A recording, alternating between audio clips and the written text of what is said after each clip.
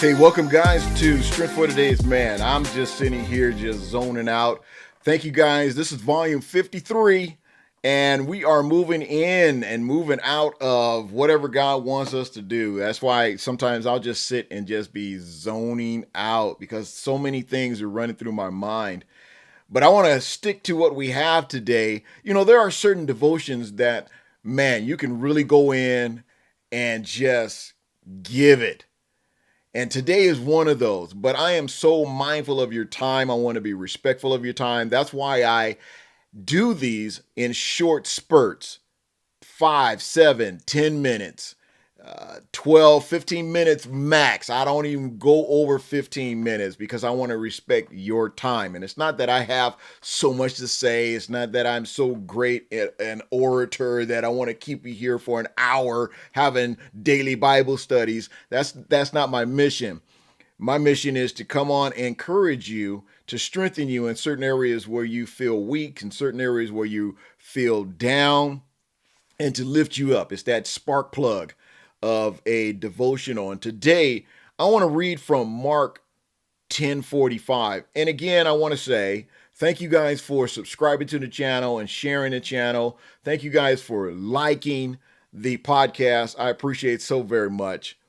And it says, even the Son of Man did not come to be served, but to serve, and to give his life as a ransom for many. And it was so amazing today when I was looking over the devotion on last evening. Me and my wife was talking about it and talking about this particular devotion. And what I want to talk about is servant leader. Let me give that to you. I want to talk about servant leadership. And we were talking about leadership and how certain people act as leaders and how people that are in leadership really shouldn't be in leadership because they're just that boss type leader instead of a servant type leader. And when I woke up this morning, my daily Bible scripture that shows up on my phone was the exact same one as today's devotion. I said to my wife, I said, honey, look at this. I said, look at what the verse of the day is. And she was like, oh my God, servant leadership. So I knew that it was something that I needed to share today. And those of you that are going into leadership, those of you that want to be in leadership, and those of you that are already in leadership, there are a couple of questions you really need to ask yourself as a leader. What kind of leader am I? What kind of leader will I be? And what kind of leader do I want to be? Are you a boss leader? One that directs, demands, drives, that manipulates, that fear of loss type of mentality? You do this or you'll be punished. Are you that type of leader to where you walk around and you micromanage people? People don't want to be micromanaged. We have a lot of leaders in ministry that micromanage. They can't give up anything. They don't want to share anything. They want to tell you to do everything. And then they want to watch you to make sure you're doing what they want you to do. That's not an effective leader. Now, there are some people that are employees, they need that type of leadership because they'll sit around fiddling their thumbs. They won't do anything. They're not creative enough, or they're not displaying their creativity enough to say, okay, the boss or the leader, the manager has given me this assignment. I'm just going to run with it. My creative thought process is saying, okay, I'm going to do this and I'm going to make it better because that's the kind of employee I am. But here in the story, Jesus didn't come to be served. He came to serve because he was a servant leader. And I was reading where John Maxwell said the most effective message is the one you live. So, what kind of message are you leaving as a leader? What kind of message are you saying as a leader? And there's another adage that says, what you do speaks so loud, I can't hear what you say. So be careful in what you say, because if your lifestyle doesn't live up to it, well, there's a conflict of interest there. There's two things. People either follow you or they won't follow you. And the reason is you. They'll follow you because it is you, or they won't follow you because it is you. You want to be that type of leader to where people want to aspire to be like you. I want to be just like them. They have a big heart. They have vision. They want to serve. And that's my thing. In my growing up is to help. That's my main focus, I want to help. I don't want it so much to be, the star. I just wanted to help. And when it was time for me to be out front, then God gave me what I needed to share. And then we just moved on from there. But, even in life, in our culture, it's in our culture. It's the call of our culture to want to climb the ladder of success, to want to climb the ladder of power and authority. We want to be in power. We want to be in authority. We want to be the top dog. We want to be the head echelon. We want to be the HNIC. Those are the light of persuasion. Don't even worry about what I said. Many people find their life purpose in the pursuit of wanting to be on top, the pursuit of wanting to have power, the pursuit of wanting to be one in authority. And they prize themselves on the next promotion. Got to get that next promotion. I got to be recognized. Go to the conferences. They want to be the ones sitting on the front row. They want to be the ones getting all the awards. They want to be seen. They're that type of leader that wants to be seen. Not the kind of leader that just wants to sit back and just say, hey, I want to push others to the front. I want to push others out there for the promotions. I want to be the one to help others to get where they need to be, because there's a saying that the more you help others get what they want, the more you get what you want. People are defined by titles that they hold. I know a lot of people in leadership that they get offended if you don't call them by their title. I'm so and so and so.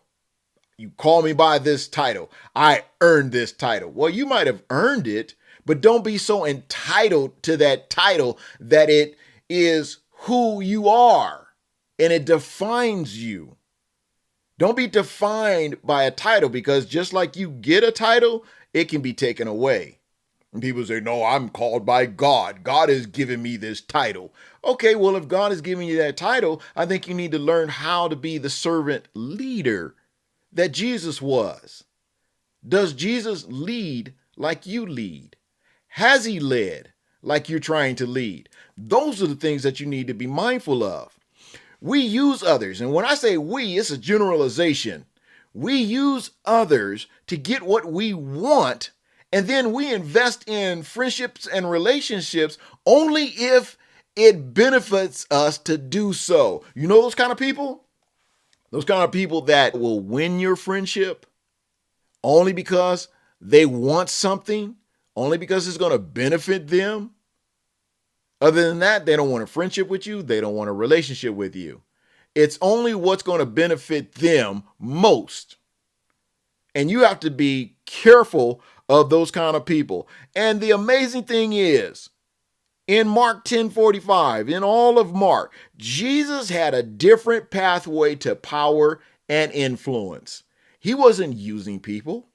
He wasn't manipulating people. He wasn't bossing people. He was serving people.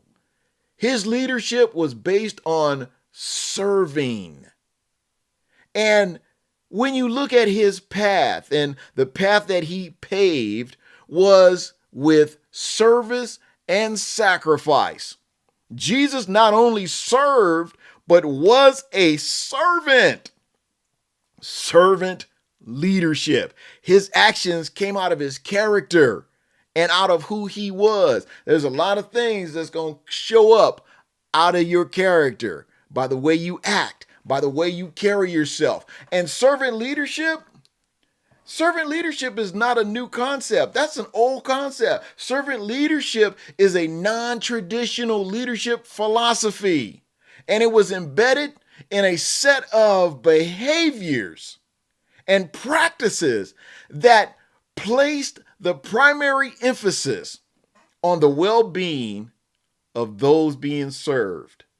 That's what servant leadership is. Servant leadership was first coined by a man by the name of Robert Greenleaf in 1970. He wrote an essay called The Servant as Leader. And in that essay, he said that the servant leader is servant first. And that begins when a person is feeling that they want to serve first instead of leading first. And then what happens is conscious choice begins when one aspires to lead. And that person is sharply different from the one who is leader first.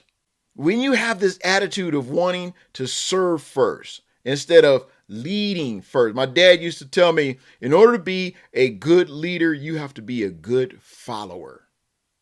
And that is so important. That is so profound because so many people don't want to follow. They just want to lead. They want to be the dictator. They want to be the one in charge. I'm the one to tell you what to do. You don't tell me what to do. That's not a good leader.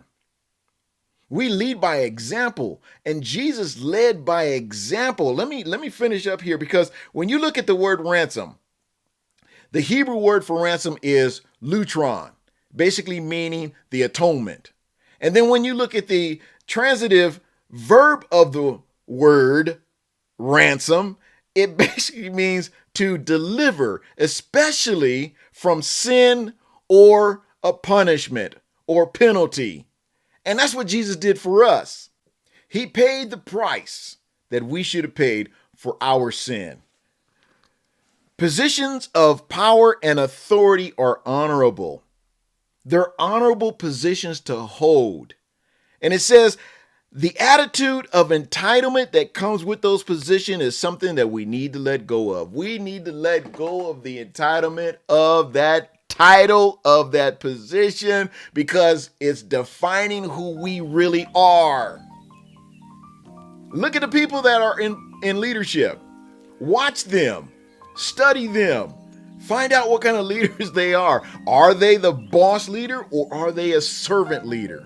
What kind of leadership do they have? Is it a servant leadership or is it a lead leadership? When we take the path of Christ, let me close with this. When we take the path of Christ, seeking to serve and sacrifice for the sake of others, we will create a culture that reflects the kingdom. Here's where I close. God, give me the eyes to see the ways I can be a servant today. Give me the courage to step into those responsibilities and those opportunities.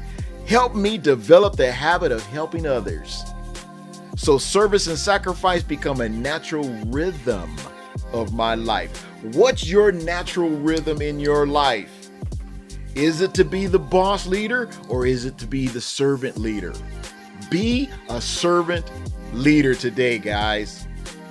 Go out there and be the servant leader. Lead by example. This is Strength for Today's Man, Volume 53.